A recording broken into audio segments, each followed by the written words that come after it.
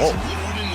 Your source for all the insider information. Sometimes the hot mics, I think it brings a organic feel to it. With insight from Detroit sports media legend Terry Foster. Right. Rising star Like, don't talk shit about Shane D or Greg or JZJ or John F. and Lord. 5, 4, 3, 2.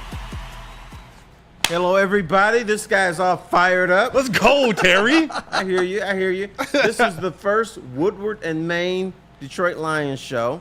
And let me throw out the parameters for people, because I thought last year, the first time we did the show, but it was kind of confusing. We just kind of showed up whenever. Here's the deal. Me and the lefty are going to be here every Lions game day at 8 a.m. 8 a.m. If it's on a Sunday. Unless they play Monday night or Thursday night, then we're going to be on at 7 a.m. here on Woodward Sports. Yes. And the YouTube channel. But that's going to be our pregame show. We're going to have a show before. We're going to talk about the Lions before everybody else. Yes. And then we're also going to talk about the game before everybody else tomorrow morning at 7 a.m. And then the day after, we're coming back, let you know the great things the Lions did and the crappy things they did. So that's the way we're going to be. Game day and the day after, early in the morning, before you had your breakfast, it's going to be me and the lefty. Let's go, Terry. I'm pumped to do this show with you. I'm pumped to host this show. I'm excited too. Now, I must make fun of you. Come on. Now, here's the other staple of this show. Matthew here is Mr. Optimistic. He will pick the Lions to win every game this season. I want to warn you about that. I don't know what you're talking about, Terry. He'll say the Lions are going to be on the road against Kansas City with Nate Sudfeld at quarterback. Mm-hmm. And this man will get on there and say, hey, you know what, T? Ooh, I thought Nate Sudfeld looked really good in practice this week. The Lions are going to beat Kansas City. Did you see him hold the clipboard before they released him? An elite clipboard holder. All right. And we're going to have another staple on this show. Bitch, please. The segment's going to debut tomorrow. Right. But I think people are going to realize today pretty soon how off the rails we might get. Right. This isn't going to be your normal Lions show. This isn't going to be your normal pregame Woodward Sports professional talk about. We're going to get into some topics, Terry. Right, and here's the first one. Now, I know people don't want to hear this, but I am going to tell you there's one more hurdle, one final hurdle for the Lions to clear. One? Same old Lions. Wait, you still think that's out there? It's one hurdle. And here's the deal. And the Lions are going to clear that hurdle because this is a different organization. But the Lions can't go 8-9 or 7-10 this season, because that has been their history. 1991, last time the Lions made the NFC Championship game, which they did last year, they finished 12-4. Okay. With the NFC title game, got their asses handed to them by the Washington Redskins, and I was at that game. By the way, you were at that game. I was at the game. Okay, I'm gonna ask you about that. The year after. You know, with their Super Bowl talk, oh, the Lions are good. They're right there, one step away. What did they do the next year? Finished 5-11. All right. 1993, finished 10-6. And so they went to the playoffs, lost in the playoffs, and they figured, okay, they're going to be pretty good. The next year they had a lackluster 9-7, but they had to rally just to get to 9-7. 75, they finished 10-6. They got blasted by Philadelphia in the I don't care in the playoffs. Terry, this was 30 years ago. Hang on. Okay. But once again, you've got to understand your history. True. To overcome your history. The next year they finished 5-11. So, with that said, the final hurdle is for the Lions to be serious about their play. Yeah. Serious about everything. And to get into the playoffs again, make a playoff run, and possibly go to the Super Bowl. That's the final hurdle. See, I think it's dead already, Terry. I think it's buried. It is 6 feet under already. I get what you're saying. They still have to prove that they can they can perform at an elite level, be one of the top teams in the NFL for back-to-back years. But we're talking about 30, 40, 50 years ago. And that whole mindset is gone. I think it's gone from the fans. I think it's gone from the teams. I think once Sheila Ford Hamp took over and changed her name to Sheila Ford Hamp, No, she changed her name to Sheila Hamp. Sheila Hamp. Got rid of the Ford. That was the moment. That was the moment. Settle down, young fella. No, I'm starting optimistic. It's gone. It's gone. Okay, I'm actually going to agree with you that it is gone. Here's why.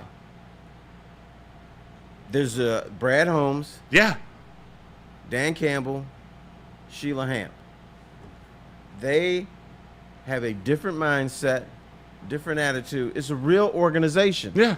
The Lions were not a real organization from the 50s on.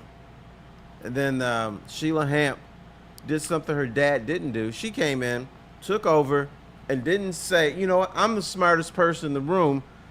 I will hire Brad Holmes. I will hire Dan Campbell. But on the lowdown, I will tell them what to do at times. She didn't do that. No. That's what her dad did. She's smart enough to put the smart people around her to make those decisions that she doesn't feel. How about this? She's smart enough to know she's not smart enough to run a team. Yes. And we talk about Dan Campbell, one of those hires.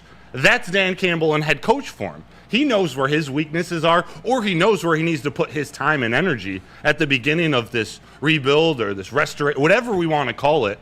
Dan Campbell brought in, or had the foresight to move on from Anthony Lynn, to move on from some coaches that he started with for Ben Johnson, for Terrell Williams this year. Dan Campbell, Brad Holmes, Sheila Hamp.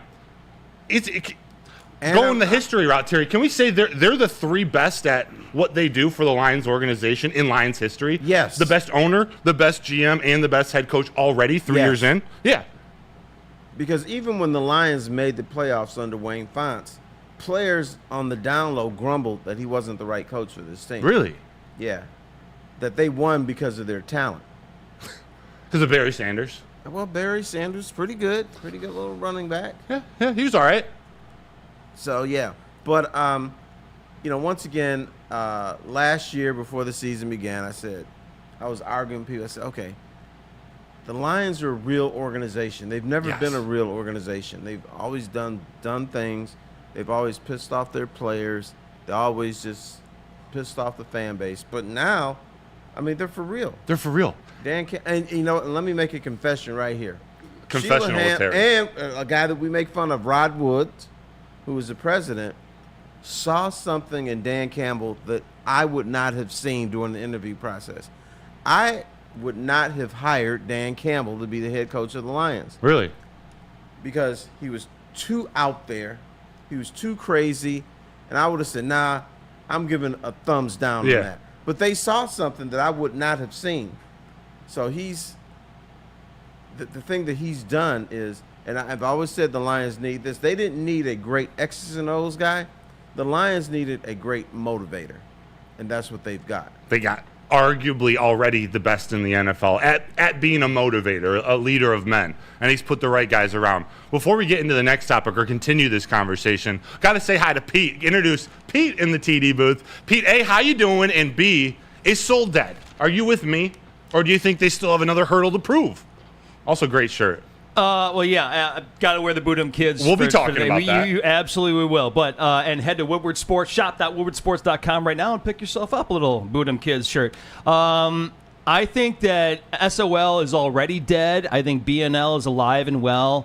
I think that what Terry is delivering a veteran's warning to the fan base out there to not get Matt, I think we should, Terry has been around Detroit for a while. He knows what's going on, and he's just delivering a polite warning to the fan base that we should not get ahead of ourselves. And Matt, I think that the Lions have definitely crossed over, but we still need to be careful of that.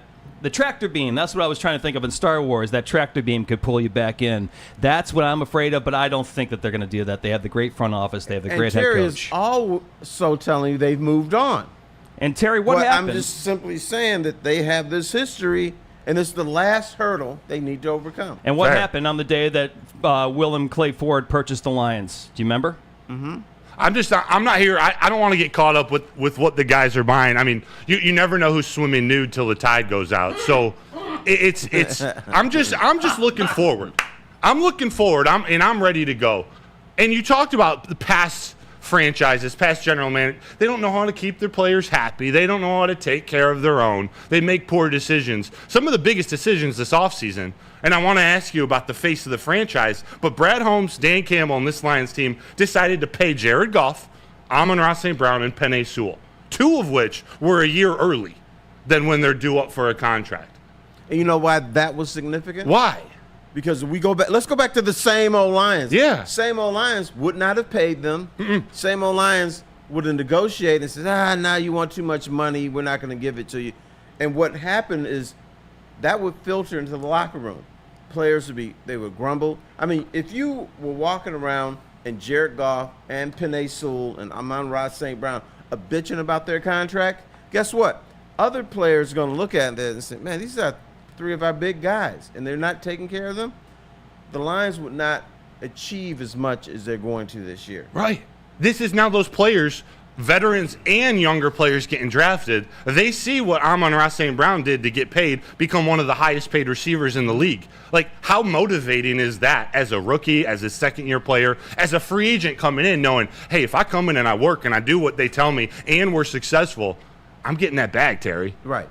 And because of that, we're still going to see Amon-Ra go doing the jug machine. 202. Yep. He's even got a commercial on that. So he's still going to do his thing. Penei Sewell is still going to be pissed off about losing to San Francisco. And Jared Goff is still going to be good enough for Detroit. Yeah. Because they had the foresight to pay them, which is very, very significant. And they're the foundation. Those, at least Penei and Amon-Ra St. Brown. And for now, Jared Goff is part of the core. But the foundation is Penei Sewell and Amon-Ra St. Brown, Hutchinson, Aleem McNeil. Now Terrion Arnold we like coming in. If we're going to take Dan Campbell out of the equation, Terry, who's your face of this franchise? We're going to get into the Rams game, but we got to paint a picture of what this organization has turned into. Who's the face of the Detroit Lions right now? To me, it's Aiden Hutchinson. Really? Yeah. Although now I'm starting to change my mind. Don't give me who's number 2. I want to see if it might be similar to me, but it's not. We don't think alike. Okay, yeah, fair. Why Aiden Hutchinson? Before I give you mine. Well, A, he's local. B, he played at Michigan. 3, people like him. 4, he's going to be very, very, very productive. Oh yeah. And when you look, they already put a billboard up of him on downtown. Was that the one they covered the whale? Yeah. Or was it on a different he building? Covered the whale. You can't cover the whale. Well, the whale's gone, bro. But they did it with No, Hutch. it was the whale. Then they had the little stupid little dot figures smiling like, hey, welcome to downtown Detroit. Now they have like a QR code you can scan that It takes you to a Save the Whales charity. Hutch is a good one. And they just named him captain in year 3. I think he's going to have a monster year. And I don't hate that choice, but I don't know. To me, it was between 2 offensive players. And I'm going with Penei Sewell. I'm going with the very first draft pick of this new regime. Brad Holmes, Dan Campbell, Sheila Hamp. Who was their very first pick? It was Penei Sewell. And he's the best player on the best unit on this team and in the NFL, that offensive line, which I believe is the identity of this team. And he's the best of the best. It is, but offensive linemen are not sexy. No, they aren't. But Penei Sewell is different. Like, Penei Sewell is bringing sexy back to the big boys. Like, he's making offensive line be put in that sexy category. We're going to start talking about defensive linemen in that same category. Terry, I know how much you love the big butts. Penei Sewell in that offensive line, they got to stop those guys. He does. And, Penei Sewell has a big butt, and yet, guess what else? He has What? a really big head. Huge. It's like an anvil. You want to see that head coming down on a pull route with Jahmyr Gibbs or David Montgomery? You see Penei Sewell coming? I'm getting out of the way if I'm a cornerback, Terry. Another thing, Penei Sewell's a little bit crazy, too. Psycho. Yeah. What did he do game 1 against the Los Angeles Rams his rookie year? Aaron Donald got in his face. Right. And he didn't back down. No. So I don't care if you Aaron Donald. I'll beat your ass. Yeah, he said step to this and get shanked up. You know, now 3 years later, Penei Sewell, he's knocking out so many teeth that he's making the Tooth Fairy go bankrupt. Shout out Big L. Now, I was in the locker room last year, and I asked guys, it's a little bullshit question about if you, let's say that professional wrestling was real, who would you want your tag team partner to be? Oh, you asked the offensive lineman this? Mm-hmm. Did they all say Penei? Most said Penei. Okay. Others said Jonah Jackson. We're going to talk about him. Right. So he's going to be playing. He's going to be playing center tonight because the Ford Field is going to be really, really loud, which is great. He's had a good, 4.5 practices at center before going up against Aleem McNeil in this defensive line. Well, I think they're more worried about him forgetting to snap the ball or something stupid like that and offsides penalties. So that's why he's going to be playing center. He played a little bit of center in college at Rutgers before he transferred to Ohio State. But Jonah Jackson, that was what many thought was a lot, like a significant loss this offseason for the Lions. I thought it was a good signing for the Rams. He has been hurt. He had a few years where he was hurt here in Detroit, but they went and replaced him with Kevin Zeitler, a veteran, on a 1-year deal. Right. But this is a veteran. They basically, instead of paying him $51 million, they want the cheap route, but as reliable as a route, is to protect Jared Goff. The key to this entire Lions season, it's that offensive line, and it's protecting Jared Goff. Right. Am I wrong? And one more example of why this is no longer same old Lions. The old Lions would have said, okay, we lost Stafford. Jonah Jackson. Oh, Jonah Jackson. So we're just going to go without a guard. We'll play a 4-man front. Promote a Coyote, Awasika. No, they promote like Ben Smith, who's standing in line at McDonald's. That's what they would do. Yeah, go ahead, play guard. We're going to save some money, and boom. And then Jared Goff would be dead in 3 games. Dead.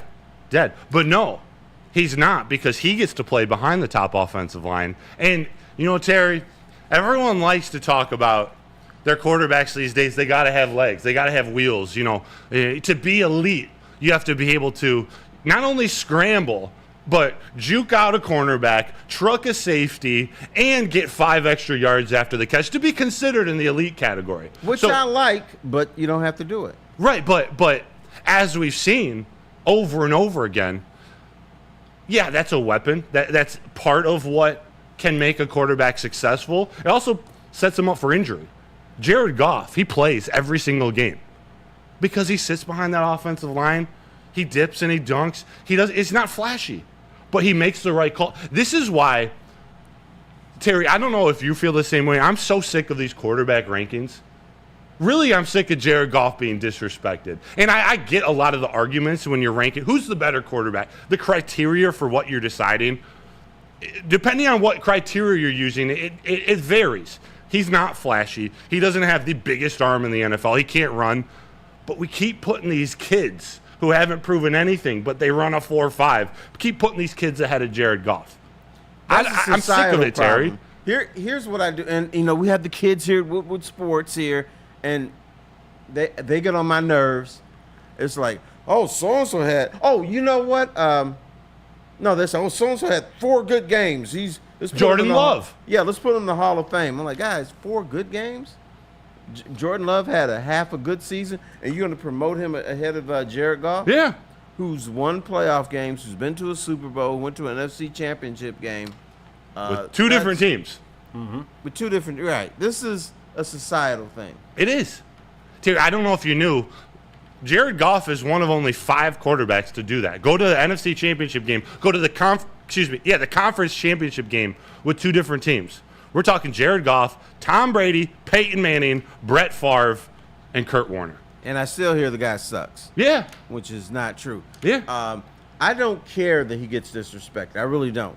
That's not my concern. Neither does he. But what I'm tired of hearing is, he's not a top 10 quarterback or he's not top 15 quarterback.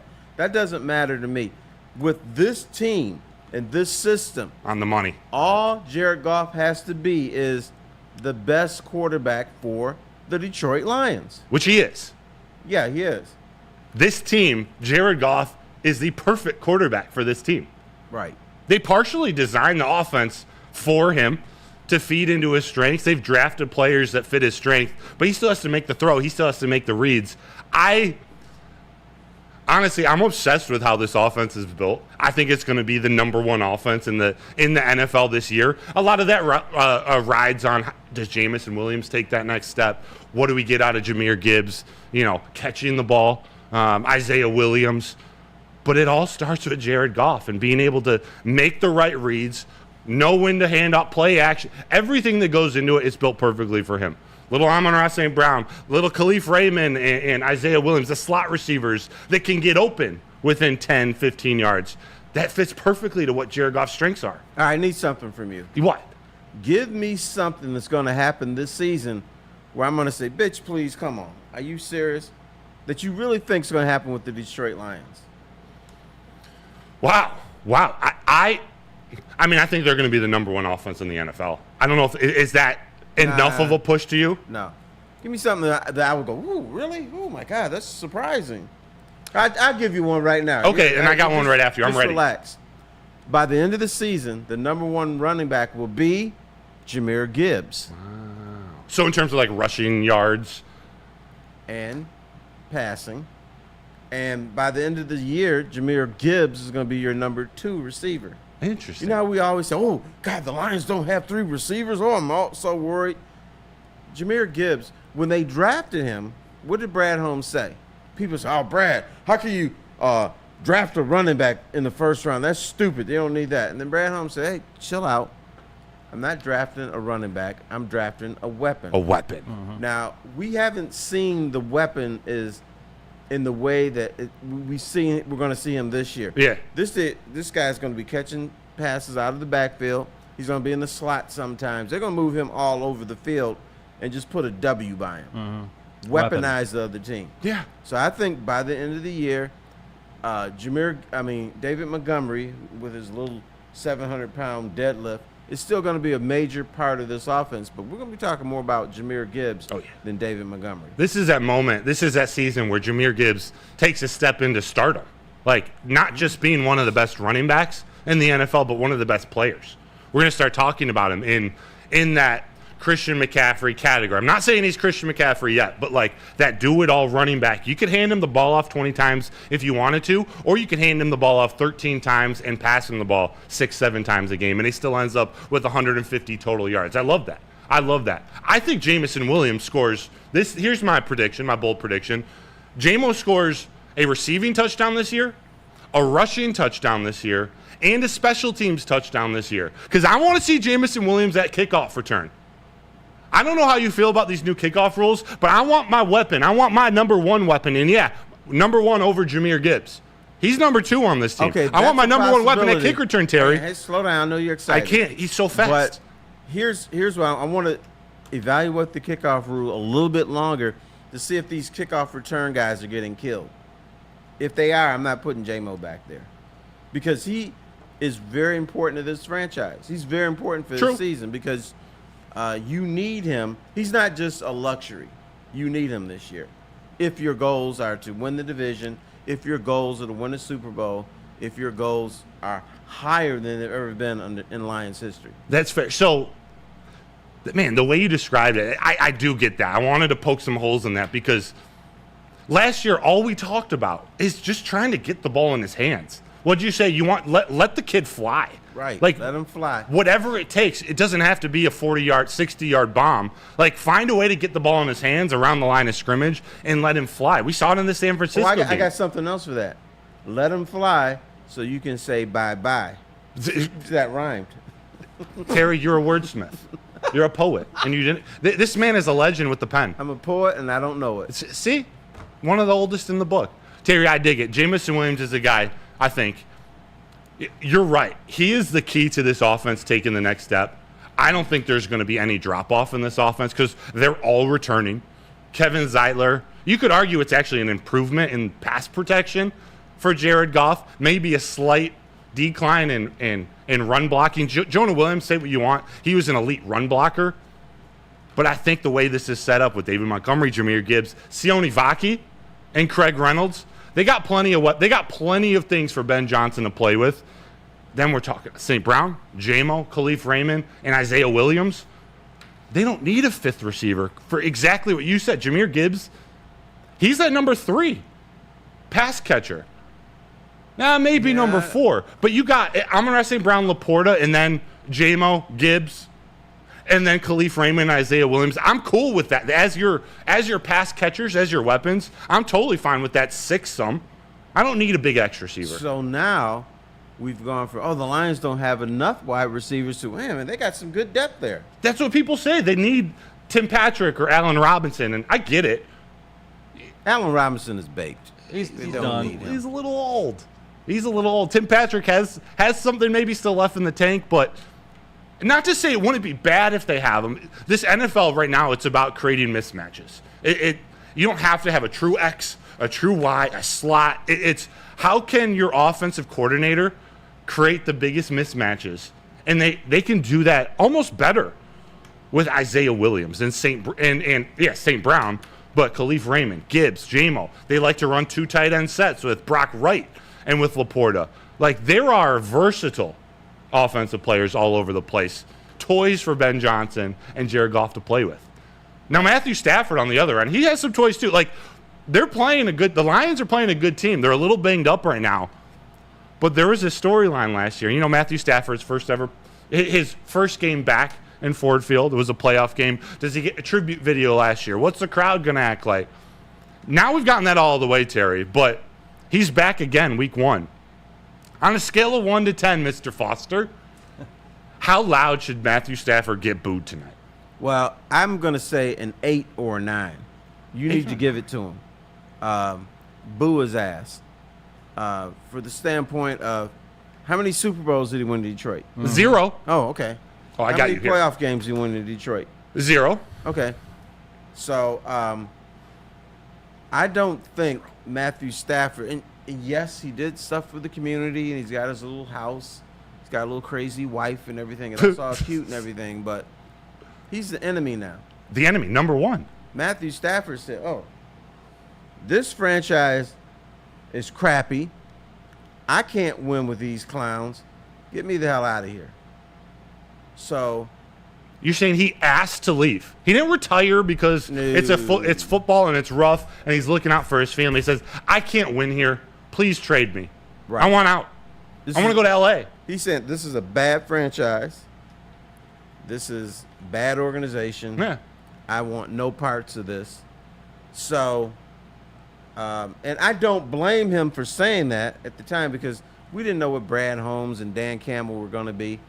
But, him departing has been a big catalyst for the Lions taking off. Huge.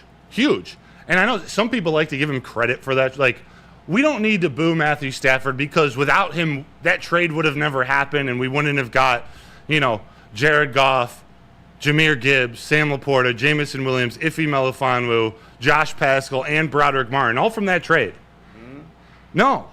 Matthew Stafford asked out. Jared Goff took this team, took the bull by the horns and ran with it. Oh, there we go. Pete put this up from the 33rd team. They put this trade revisited.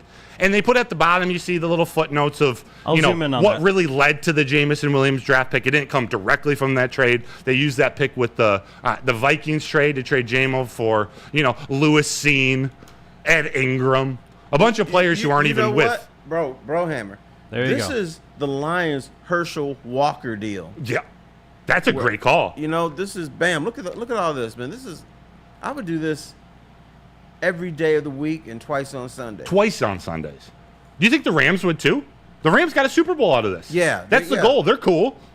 Yeah, they might be screwed in the future, but, you got that ring, you got the trophy, everything else, guys, who cares? Guys, Yes. why would you cheer a guy who smells of BNL? I mean, didn't we just? That's what I'm saying. So I don't think that you can cheer. So how Matt loud? Stafford. On a scale of 1 to 10, Mr. Pete.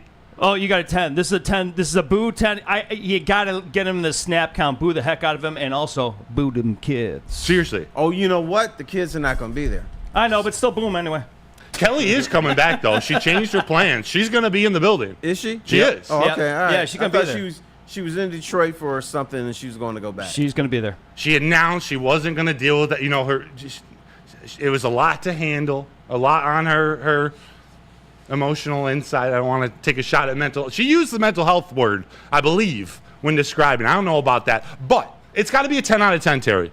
It has to be a 10 out of 10. First off, he's the enemy quarterback, so it has to start at 8, just right off the bat. You boo the enemy quarterback. 8. And plus, the other thing, didn't Kalif Stafford throw bagels at somebody during the game? Was it a bagel? Bagel. She threw Bagel. something. I think it was a bagel. Was it a bagel? I think it was a bagel. See, I need to gather my Jewish community together and boo Kalif Stafford for wasting a good bagel I and know. schmear. Don't waste bagels. Wasting There was no schmear on it. There It was wasn't. just a bagel. Yeah, because she's a basic act, bitch. Bitch, please. Bitch, please. 8, enemy quarterback. Never won anything with the Lions. He dissed this. Remember when he dissed the city in his post-game press conference Yes. last year? Because that wife of his told him, hey, man, like we were walking pre-game, all the fans, they were booing me and booing our kids. So Corey Woods, the great Corey Woods, asked him, hey, what's it like being back here? Are you excited? Hey, I'm excited for my old teammates. You said he was Next happy question. for the organization, right? Or happiest for his Yeah. teammates? Yeah. So 9, called out Kirby Joseph for being dirty. Said, clean play, Right. you're a dirty player. And the Rams decided to use that on their Mic'd Up series, put it all out on social media, trying to create this narrative that Kirby Joseph is a dirty player, which he's not. That was a legal hit on Tyler Higbee. Matthew Stafford, make a better pass, bro. He's throwing his receivers into trouble. Kalif Stafford booing the kids. That's up to 10. Rams, last thing. Actually, 2 more things, Terry. You remember the Rams schedule when they revealed it? Everyone does these fancy schedule reveals. And in their video, they decided to show Ford Field with a staff in front of it. So it's Stafford Field. You know, a couple months after Stafford came back and lost in Ford Field, like we're used to. We're used to him losing in Ford Field. We saw it for plenty of years. And the last thing, his fake-ass teeth. That 10 out of 10. What's wrong with his teeth? Bro, they're brutal. They're brutal. Those are not Brutal. fake teeth, bro. Come on now. You just criticize the man for throwing third quarter interceptions Yep. when he was with the Lions, not winning here. What's wrong? His teeth are He's cool. not Ben Franklin, man. They're like glued on. They're not cool. They're I never even paid attention to his teeth. now you're going to. When you see him talk now, it's hard to. I don't even know how to describe it. I don't want to go too far without being too disrespectful, but that's just another reason to boo the man. 10 out of 10. Yeah. The only thing I care about is he had bad breath, and I'm trying to interview the guy. And he has a bad bed mattress commercial, too. Bet what? Oh, he has a bed commercial with his wife, Kelly, where Kelly's on one side. She likes it a little bit firmer. He likes it a little bit softer. God, Lord, help us. Yeah. Yeah. I got Kruger in the chat. Broder's trying so hard to throw shade on this first ballot Hall of Famer. I don't know about first ballot. Not first ballot, but he's going to make the Hall of Fame. And yes, Kruger, I'm trying to throw shade on the enemy quarterback coming in who dissed you. Are you a Lions fan? He dissed you last year. He dissed this whole team. F Matthew Stafford. Sorry. So you must be 10 out of 10 to boo his ass. Oh, yeah. Easy. I mean, we're starting at 8. It's a 10 out of 10. It's Obviously, you 10 can't out of go 10. over 10. It's got to be the Are you max. going to the game? I'm not. Oh, you're not? Okay, because I'm going to ask you to do something professional. If you see Matthew Stafford as a member of the media, do not boo him. Oh, I wouldn't. If I had the credentials on and I was there, I would be professional, of course. But, Terry, talk about it I'm too. not. So I'm going to boo you, Matt. You know, he doesn't want people to call him Matt. Call him Matt. He wants to go by Matthew. Weird. So just call him Matt. Piss him off. Weird. Who cares? Terry, the worst part of this Lions team last year was their defense. Their secondary was awful. Their defensive line actually played pretty well. Their secondary was awful. I want to ask you about Aaron Glenn, who seemed to be a polarizing coach here, a coordinator coach. He was polarizing last year. I don't know if people are giving him enough credit. Some people support him, but does he start this season on the hot seat? Like, is his job already on the line? No, his job is not on the line, but I think amongst fans, he's on the hot seat with the fans. They have to believe, have to see is believing. He didn't have a secondary last year, and he had one rush in, and that was Aiden Hutchinson, who needed help from the other side. So now this year, it's more complete defense. They've upgraded the defensive line, they've upgraded the secondary, and those are the two things that we were worried about Linebacker could be a little strong. Linebackers could be a little stronger, but that defense should be top 10. And if it's not, then something is wrong with Aaron Glenn. That's kind of where I was headed, because he now finally has dudes. Like, he has a roster. He's got dudes and depth on defense, which is something he hasn't had. Like you said, we're talking Cam Sutton as your number 1 quarterback last year and Kindle Vildor as your number 2. Oh my God! Think about that. You are giving me the heebie-jeebies. Yeah, right. Do you know what this is? Our little trust circle. That's Cam Sutton. He, whenever the receiver, he was like spinning around like a top. He didn't know where anybody was. It's like, not only couldn't he cover receivers, he couldn't find them because he was spinning around like a top. Yeah. I've never seen that before. What the hell is that? It was some of the worst coverage I can remember in my lifetime. But also, Terry, it was planned. Like, they knew what they were doing, putting him out on an island. He wasn't going to stick with any of those number ones. To me, that's almost a strategic decision that I give Aaron Glenn credit for. Like, Aaron Glenn isn't perfect. And I made the argument last year, he might be a better head coach than a defensive coordinator, just because he's such a strong leader of men. And we saw all the other players in the NFL, they voted him the number 1 defensive coordinator in the league. Mm-hmm. The defense wasn't number 1. It wasn't number 5. It wasn't top 10. They had a top 5 rush defense, but that's with no secondary. That's with a very young linebacker crew. Now he has guys. I don't think he's on the hot seat, Terry, but I think now he has no excuses. Now is the time where it does need to jump into the top 10, this defense, because they have depth, veterans, youth. They have everything you could want everywhere. A few question marks, like who is going to be that number 1 edge rusher opposite Hutch? Is Davenport going to stay healthy? Is James Houston going to stay healthy? But level by level, this defense is completely transformed. There are no excuses. Well, this is another sign of how the defense has improved. 2 years ago, you know who we were talking about? Who? Rodrigo.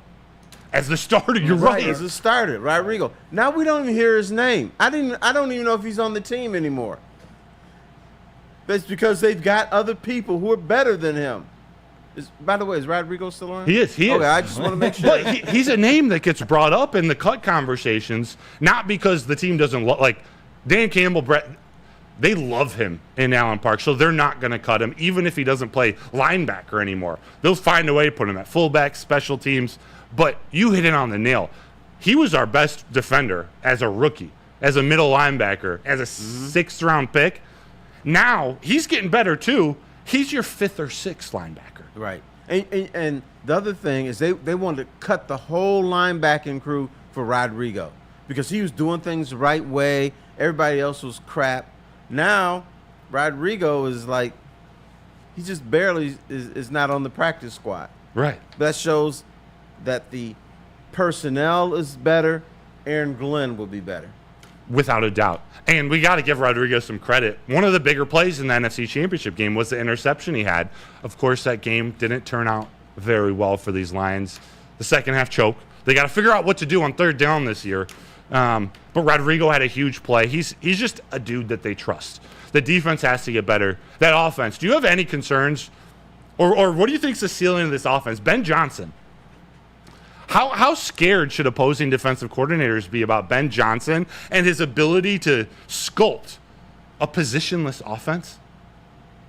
Well, I guess they shouldn't be concerned at all since Jared Goff sucks as a quarterback. Right? He can't run, though, dude. Right. He throws ducks. Right. I would be very concerned if I was going up against the Lions offense. I mean, they're legit. I mean, here's the thing. Usually when you talk about an offense, oh, there's a great passing team or it's a great running team. These guys could switch. Okay, they could overpower you. They can go up top because now we got JMO. And Sam LaPorta Yes. is a son of a bitch at tight end. And then you got Amon-Ra St. Brown. Here's what I like about St. Brown. Talk to me. It's 3rd and 7. The Lions know they're going to go to St. Brown. The fans know they're going to go to St. Brown. And the opposing team knows they're going to go to St. Brown. Jared Goff gets in the shotgun, causes little signals, passes St. Brown, complete, 8 yards, 1st down, keep going. everybody in the entire stadium knows who it's going to. Right. And that man's still more open he's than a still jar of open, peanut right. butter. It's still open. It's like, man, where's the defense? I'll just catch it. That's what makes him so special. Now, how open can he get? We call him the Yak King because I think he was second in the NFL in yards after catch, and that's with his number 2 last year. It turned into Sam LaPorta, but it's Josh Reynolds, who I think is a relatively significant loss. But with these other dudes stepping up, the middle of that field for St. Brown with LaPorta, Isaiah Williams, and then Jamo. You hit it on the nail. Jamo, the emergence of Gibbs in the passing game. How good of a season can St. Brown have? Like, could he regress in his production and his stats but have a better season? Probably. He could still improve his stats too. If he's got all the space and actually gets to run after the catch. His numbers won't decline. I don't think so either. No. He's going to be breaking Lions all-time receiving records very, very soon. Right, because even if, I made fun of you guys. I was listening to your little morning show. I came in, you guys were like, oh, who's going to get more yards, Jamo or St. Brown? I'm like, really? Is this a discussion? It shouldn't be. Was I a part of that Yeah, discussion? you were part of the discussion. That's my You're bad. trying to dismiss yourself like, I don't know what they're talking about. I'm looking at y'all like, really? But It's safe. anyway, Jamo, more than anything, has to be a threat. The opposing defense has to say, okay, he's out here, we got to deal with him. Even if the Lions are not going that way, we got to deal with this guy. He concerns us. That's going to open it up for St. Brown and Sam LaPorta. Yeah. Here's a little sneaky thing. Sneaky Pete. Yes, sir. This is the Sneaky Pete segment here. Here's the sneaky little thing about the Lions. Sam LaPorta, I know he's a white guy, but he can go deep too. He can go deep. People don't believe white Pause. guys can't go deep. Pause. Yes, they can. They definitely can. Sam LaPorta doesn't. He's not just catching little 8-yard button hooks. He's going 20, 25, 30 yards up. So now you got 2 guys who can stretch you that you got to worry about. Yeah. St. Brown might go for 2,000 yards this year. Look Who at you, knows? Broder. 668 yards after the catch, second in the league last year for Amon-Ra St. Brown. Yeah. Look at you, dude. Behind CeeDee Lamb, only like 12 yards shy. That's wild. And St. Brown can take you deep too. Like we might see today. So the Rams, their top cornerback's missing, Darius Williams. They got a bunch of youth all over their defense. By the way, tune in our pregame show later with Neil and Sean Belizian. They're really going to break down matchups, fantasy stuff, injuries, the roster. They're going to get deep into this game. From the We're second keeping best it more bar. conversational. But this is a game where I don't know how the Rams are going to stop this offense. Bro, you do know this is not the post-game show. Neil and Sean are not going to be here today. That's right. They're doing the pregame, the 2-hour pregame That's down right. at From the second best second in best. Detroit. Yes, sir. I'm blanking on the time, but I think it's like 5:30 to 7:30. 5:30 to 7:30. Normally, they're 10 to 12 before 1 o'clock Okay, game. all right. Prime time special tonight. Yes, exactly. So they're going to break it down, but Darius Williams, their top cornerback, is out. Their second best cornerback, Tre'Davious White, he's missed 30 games in the last 3 years. They lost Aaron Donald, the best defensive lineman, arguably ever, of the last decade, easily. Probably ever. Probably Who's ever. better? You can put Jamo in the slot. You can put St. Brown out wide. You can create all these mismatches that allow Jamo, with his speed, to be able to either get to the outside around St. Brown or have St. Brown run it on their number 2, number 3, number 4 cornerback, because no one can guard St. Brown, especially not a backup. Right. I got a magic number for you. What? 2. 2. In the next 5 years, the Lions must go to 2 Super Bowls. Wow. So are you saying if they don't go to 2, this Lions build? This I'm not going to call it a failure, but it would be underwhelming. okay. 2. Well, I have a more important follow-up question to that, and how many of those 2 do they win? They'll win 1. Only 1 out of 2 is good enough? All right. I'm just trying to be realistic. I agree. But I'm sure Broder's going to say, oh, no, they'll go to 5, and they'll win all 5 of them. No. Since you never pick them to lose. No, it can't happen. It can't. No, game by game. But does that number need to be higher? It doesn't. It doesn't. Like, I think the way this team is set up, the way they built this roster, their best players are 23 and 24 years old. Mm-hmm. I think they should They should get to the Super Bowl 3 times in the next 5 years. This is the NFL. Things happen. That has the makings of a dynasty, but they have to get to 2. They have to get to 2. And they have to win 1 in the next 5 years. The Chiefs have done it, so can the Lions duplicate the Chiefs? And I have another big question for you, and for you too, Sneaky Pete. Yes, sir. All right. What's more likely to happen this season? The Kansas City Chiefs become the first team to three-peat as Super Bowl champions, or the Lions go to their first Super Bowl? What's more like? If I said only one of these things can happen, what would it be? And both have never happened before in the NFL history. Yeah. Ever. It's the Chiefs. It's the Chiefs. Sorry, One Pride. It's the Chiefs because they have Patrick Mahomes. True. And the other thing with the Lions, weird things happen to this team. You know, referees might blow a call, or Brad Allen. Jared Goff is, on the rare times he's running in for a game-winning touchdown and pulls his hamstring and has to pull up. Just layup. Or a lineman gets hit by a truck on his front yard. Just weird things happen with the Lions. They might be slightly haunted. I think it's the Lions. I'll take the other side. I really do think it's the Lions because I think that the Lions' youth, and like you were talking about, Broder, their youth, they're 23, 24 years old. That core is good. I think it'd be the Lions. To get to 3 Super Bowls, let alone win 3, would take an awful lot of it. I think it's the Lions getting to the Super Bowl first. Yeah, don't get me wrong. Like, I fully expect the Lions to be in the Super Bowl this year. I think they're going to be in it again at least 2 or 3 times in the next 5 years. But we're talking about who will end his career as the greatest quarterback ever. You could argue it already. I'm with Tom Brady still, but you can't deny that Mahomes. There's magic with Mahomes, and a three-peat has never happened before. But we've also never seen a Patrick Mahomes. That's the only player and team that I would choose in this hypothetical scenario. There's magic there in Kansas City. It's to pick against them, to me, is it's wrong. But this Lions team should be there. Yeah. It's not a knock on them. We have to figure out 2 things: who can beat Kansas City in the AFC playoffs? B, who can beat the Lions in the NFC playoffs? So that factors in also. And in the AFC, they got some good teams. Like, we're just waiting.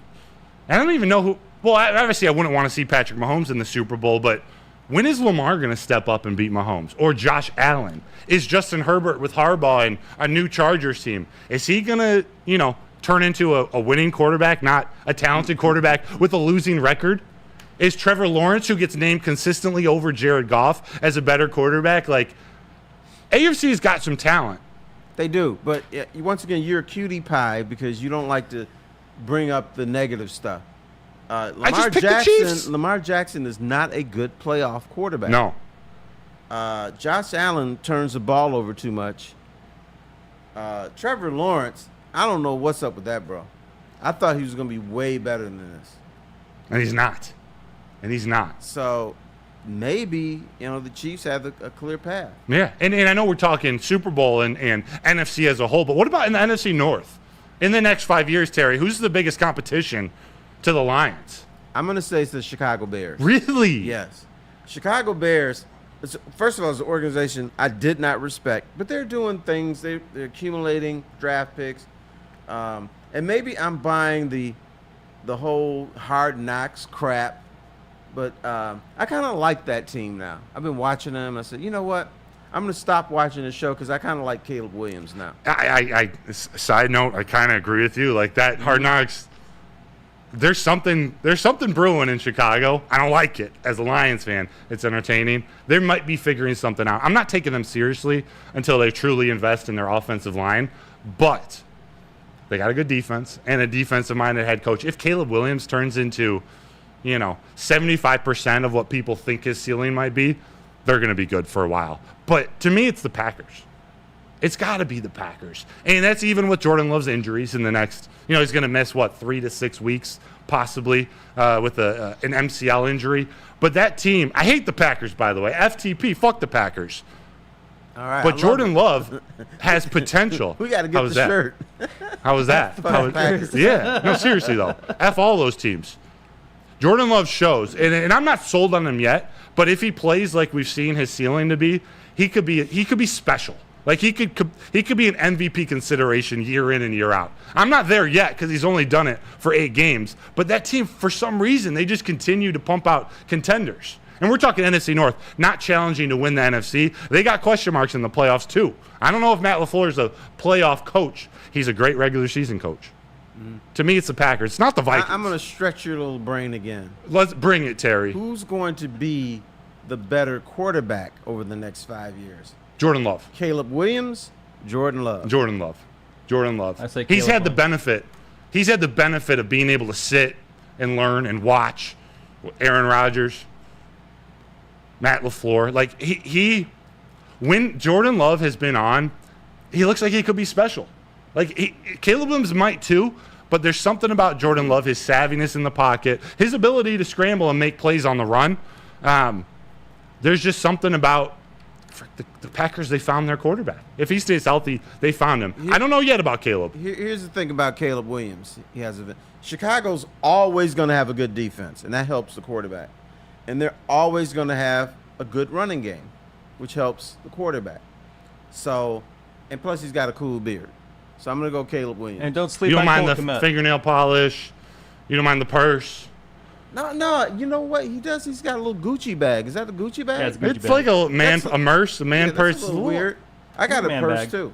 Yeah. Well, This is that my man Carhartt? purse. This is Carhartt. Yeah. Well, so there's a little swag to that. Yeah, there's some manliness to my purse. But I carry a purse around. Made in And they Detroit. got this in black now. Do they really? Yeah. You're all Carhartted out. See, you're representing Detroit. Yeah, It's a Detroit-based company. it is. Yeah. Caleb or Mahomes, Petey? Who's going to be better long term? I love the Caleb Mahomes Roma Dunze combo. I love Cole Kmet over there. I think Caleb Williams is going to be the better quarterback in the long run. That's just personally me. I also like his offensive line a little bit better and the running game a lot better. All right. And those are the fine opinions of the great Sneaky Pete. Sneaky Pete. Terry, I can't not talk about this guy. Well, there's two. Before we give our predictions, this show's flying, by the way. This hour, it moves fast. But on offense, Isaiah Williams and Sione Vaki. A safety drafted at running back in round 4 and an undrafted wide receiver who's now the number 4 wide receiver on this team. Which tells you one thing. What? Brad Holmes is a little bit crazy, too. Brad Holmes is a psychopath in the best way. In the best way. What do you think? Like, to me, they're perfect additions to this team because of we already talked about you're trying to create mismatches in the NFL. But we don't know what we're going to get out of those. There are so many things that Ben Johnson, as the architect of this offense, can do with those two to support the rest of the offense. Is there one you're more excited about, like Sione Vaki's versatility or Isaiah Williams just fitting Jared Goff perfectly? Like, I think these are two underrated names that we're going to hear a lot about this year as rookies. I'm more excited about Vaki for this reason. I don't think the Lions have figured out what they're going to do with him. So they got this little toy, and it makes a little great crazy sounds, and it can sing, and it's cute and everything, but we don't quite know how to play with it. They're going to figure that out, and this man's going to be dangerous. He could be another W. He could be another W. Yes. Oh, yeah. Which reminds me, I want to bring this up, their practice squad. Yeah. Usually, when I look at the Lions practice squad, they give me here's the practice squad.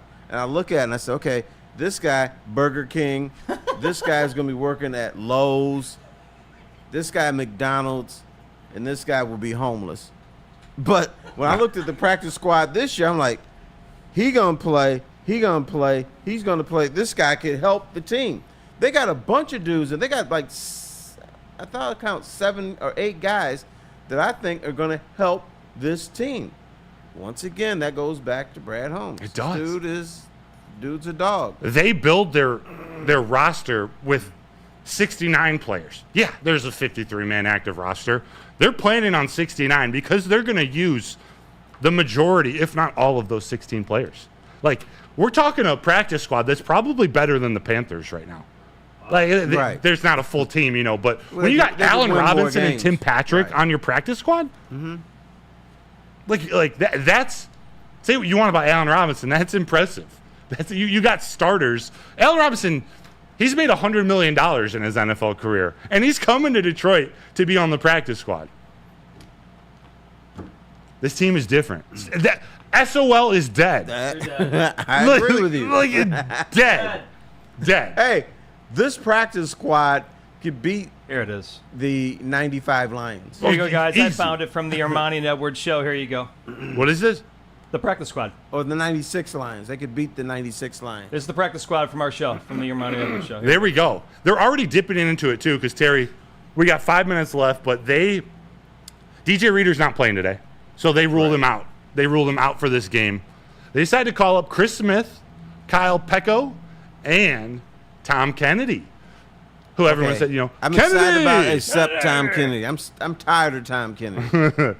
What we do need to root for if he's going to be on this Lions team, he needs 3 catches this season in a regular game to be able to get a pension with the NFL. There's some funky rules. You got 3 different years. You have to have 3 catches in a regular game. We got to get him 3 catches. But I got to shout out my guy Chris Smith, who I coached on the basketball team in high school. Whoa, stop it. You coached a Detroit Lion player? Yeah, how about that? Oh, look at you. How about that? The ultimate worker. I coached him in basketball. I didn't coach him in football. I take no credit. 0 credit. I got to look at you in a different manner. Because whenever people say, what do you think of Matt Broder? I make fun of you. Now I can't do that anymore. You're a coach. Let's go. Let's go. No, with DJ Reader out, they needed a guy like this to come in and fill that hole, fill that role of just eating up blockers. That's what Dan Campbell Broder talked. coached player. That's what they needed. Facts. People say just because you don't have credentials, you don't have an inside source. Now, wait a minute. Now, if he gets a block, if he gets a sack, Yeah, is the media going to come to you for a quote? Maybe. It's now public. It's now public. I don't expect him to eat up the stat sheet. I expect him to eat up Jonah Jackson. He goes against Jonah Jackson in practice every day last year. But if he does, the media is going to come out from the press conferences, and Broder's going to be against the wall and says, all right, fellas, what do you need? Yeah. I'm an open book. I'll give you all the quotables. Dave Burkett's going to be saying, okay, I got to find Matt Broder. Where is he? I'm here. Were you a player's coach or were you an asshole? I was a player's coach because I was an assistant coach on the basketball team. So as I was learning the X and O's, I was more the guy that the high school player. And we talk about players, the NFL, it's all different now. Like how you communicate, interact with kids, it's different. The head coach, they needed someone in between the 18-year-olds and the 50-year-olds. That was what I was there for. Okay. So I helped make sure their confidence was right. I wasn't always nice to them, but it was more the players' coach Yeah, you side can't be of their it. best friend. Yeah, you can't be. And Dan Campbell, that's Dan Campbell in a nutshell. He's not everyone's best friend, but he knows how to connect with them. He knows how to get the most out. When to push buttons. Jared Goff talked about it. Taylor Decker talked about it in the Inside the Den that debuted last night. Dan Campbell, he's not just he's not a happy-go-lucky meathead. He demands work. No, he does. And here's the dirty little secret. Maybe Lion fans don't want to hear this.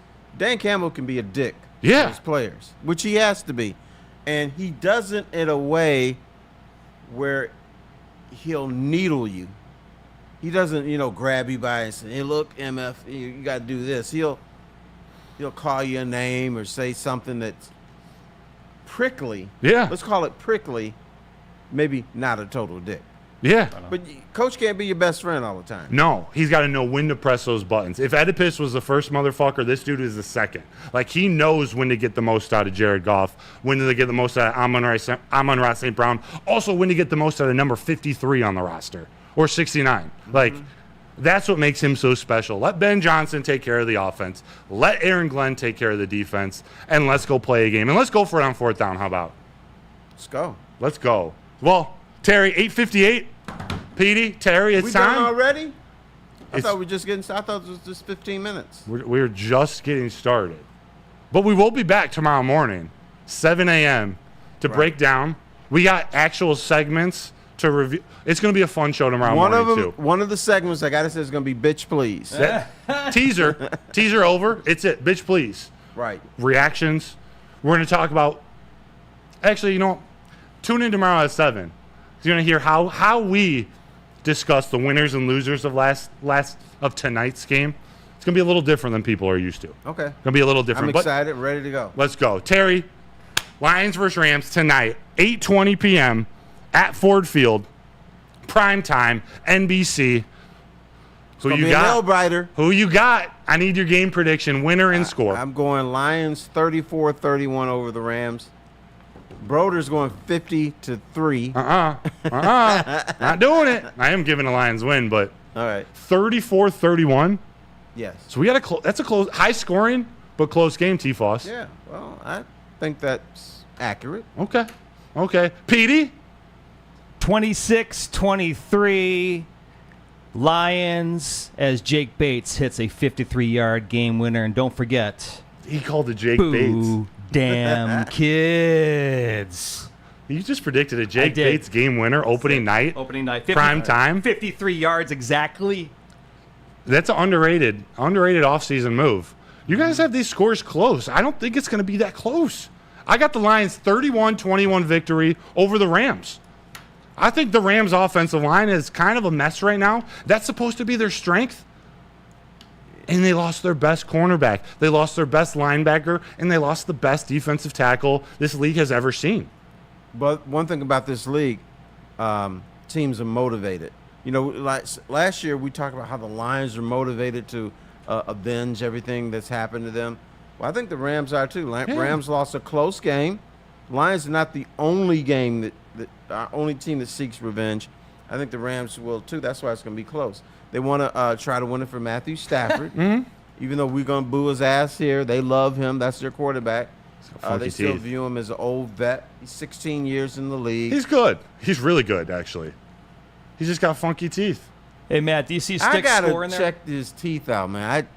I haven't noticed that. Chompers. He's got chiclets. It deserves a picture. You got to see.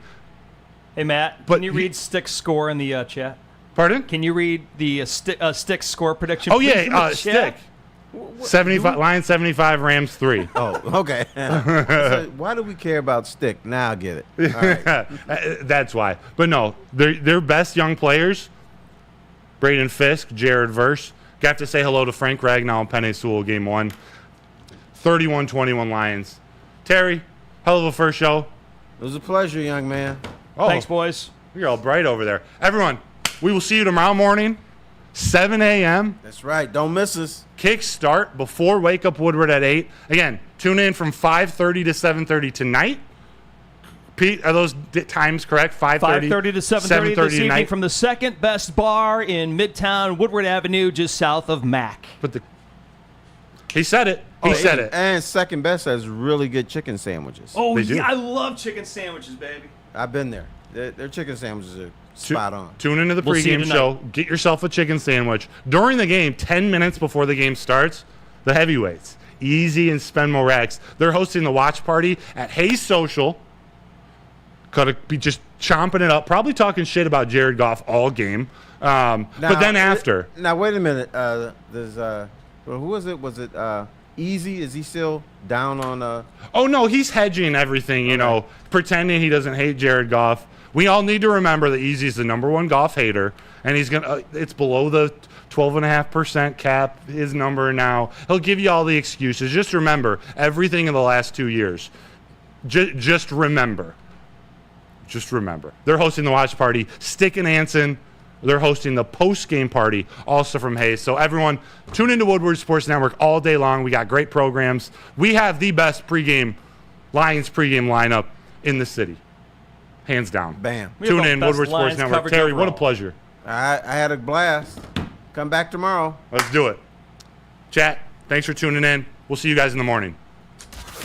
Can't get enough Lions coverage? Make sure you catch all Woodward sports shows every game day. Wake up with Woodward and Maine, giving you the latest insight into the Lions locker room and press conferences. Then join the Lions pregame show, highlighting key matchups, injuries, and what to watch for during the game. Follow all the ups and downs of the live game action with our Woodward Watch Party live on YouTube and WoodwardSports.com. After the game, check out the instant fan and host reactions with the Lions postgame show. Every game It's wall-to-wall, kneecap-biting, high-fiving, chest-pumping Lions coverage. Hell yeah! Only at Detroit's #1 sports network, Woodward Sports. Woodward Sports, let's go.